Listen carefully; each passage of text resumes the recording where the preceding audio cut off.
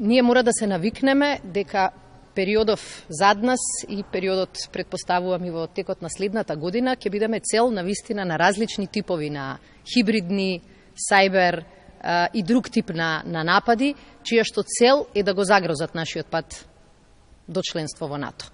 И тогаш и во такви ситуации нема да се бираат средства. Ова не е средство кое што е искористено само кај нас. Имавте прилика да чуете дека истиот инструмент бил искористен и со генералниот секретар на НАТО, и со францускиот председател, и со серија на први луѓе во политиката меѓународна, па и во НАТО алијансата.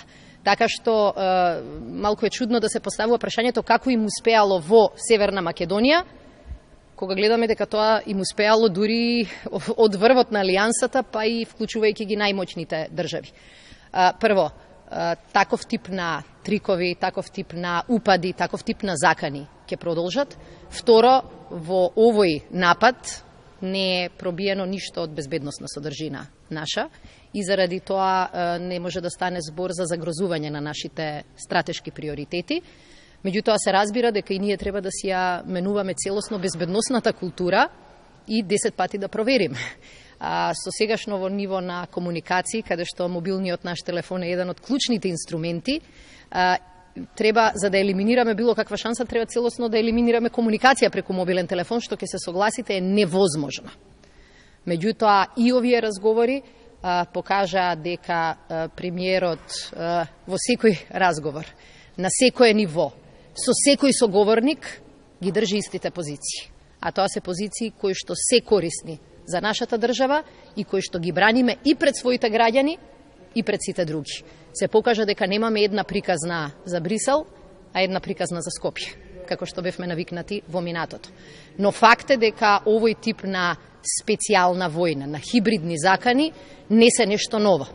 И ние брзо ќе треба да се прилагодуваме кон овие нови закани.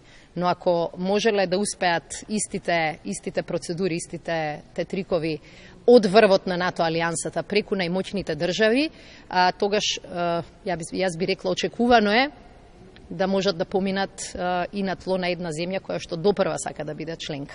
Вие го сепак го представувате како специјална војна, како хибридна војна.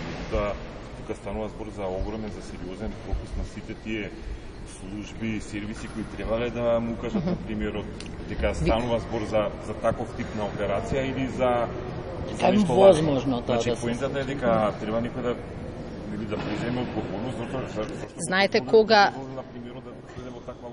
знаете кој превзема одговорност во НАТО заради разговорот со генералниот секретар. Кој си замина од француската служба заради разговорот. Знаете кога би можеле службите да реагираат на такво нешто? Кога би го правеле тоа што го правеше Сашо Мијалков, кога би ги прислушкувале сите разговори на премиерот, па би можеле постфестум да ги анализираат. Ако сакаме да бидеме демократија, да знаеме дека ќе имаме и некои дополнителни ризици. Меѓутоа, овој ризик, освен овој тип на специјална војна, која ги злоупотребува и граѓаните, и социјалните мрежи, и традиционалните медиуми, се типичен модус операнди. И можеби и ние како граѓани треба да ги филтрираме тие информации, затоа што ова сакаат да постигнат. Тие сакаат да постигнат ние денеска да се занимаваме со нивниот напад, а не да се занимаваме со суштинските прашања. Дали ќе имаме доволно кандидати за пилоти, на кој начин ќе ги зачуваме во државата, како да обезбедиме нови борбени способности на армијата.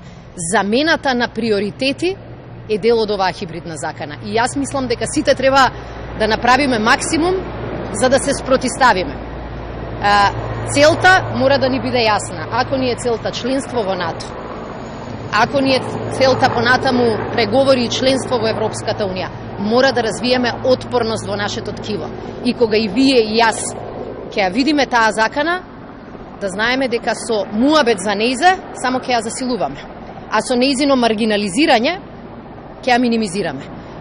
Доколку во тој разговор имаше, како велите вие, информации кои што ќе покажеа дека се спротивни на нашиот јавен интерес. Доколку видовме дека премиер или министер или председател е заинтересиран за друго нешто, а не за стратешките приоритети на државата, тогаш ќе водевме различен разговор. Меѓутоа, и овој обид за дискредитација покажа дека се бориме за она за кое што и говориме. А тоа е стабилизација на оваа држава и просперитет.